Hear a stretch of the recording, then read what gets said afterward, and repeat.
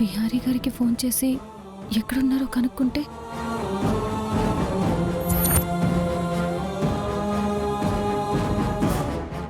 ఇప్పుడు నేను విహారీ గారికి ఫోన్ చేయడం కరెక్టేనా? ఆయనకి నా గురించి తెలిసిపోయే ప్రమాదం ఉంది. నేనెవరో తెలియకుండా నా కొత్త ఫోన్ నంబర్ నుంచి ఫోన్ చేసి ఆయన ఎక్కడున్నారో ఇన్ఫర్మేషన్ తెలుసుకుంటాను.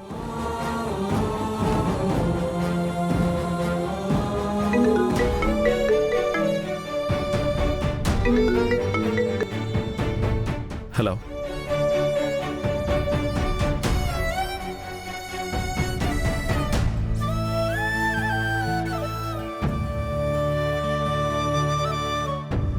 హలో, ఎవరు? హలో, విహారీ గారా? అవును, విహారినే. మీరెవరు?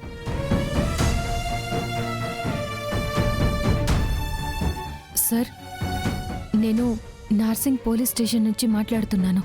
నార్సింగ్ పోలీస్ స్టేషనా? ఎవరు మీరు? నాకెందుకు చేశారు? నాతో పనేంటి మీకు?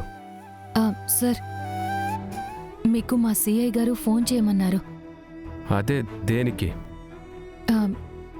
సార్, మీకేదో ఆపద ఉందంట సార్. నాకా ఆపద? అవును సార్, ఏదో థ్రెట్ ఉందని సస్పెక్ట్ చేస్తున్నారు. అందుకే నన్ను మీకు ఫోన్ చేసి అలర్ట్ చేయమన్నారు. అందుకే మీకు ఫోన్ చేశాను సార్.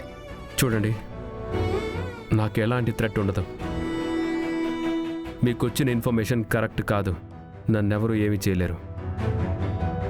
ఎందుకంటే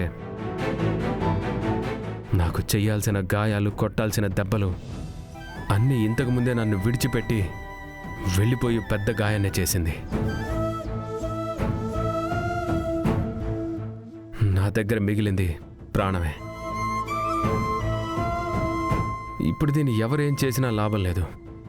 ఎందుకంటే లోపల మనసు చచ్చిపోయి చాలా రోజులైంది. మిగిలిన జీవశవాన్ని చంపే అవసరం ఎవరికీ ఉండదు. ఒకవేళ చంపినా ఏ ఉపయోగం ఉండదు. మీరేం కంగారు పడకండి. మీ సిఏ గారికి చెప్పండి నాకేమీ కాదని.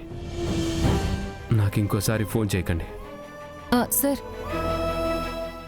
మీరిప్పుడు ఎక్కడున్నారు? నేను మందు కోసం వెళ్తున్నాను. ఇలా చెప్తున్నందుకు సారీ.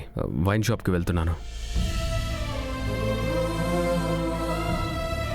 అవును, మీ వాయిస్ ఎక్కడో విన్నట్టుంది.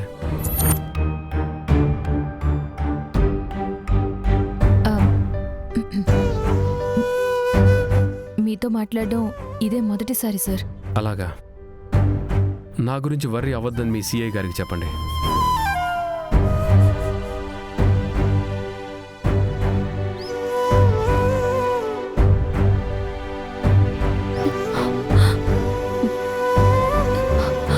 విహారీ గారు వైన్ షాప్కి వెళ్తున్నారు.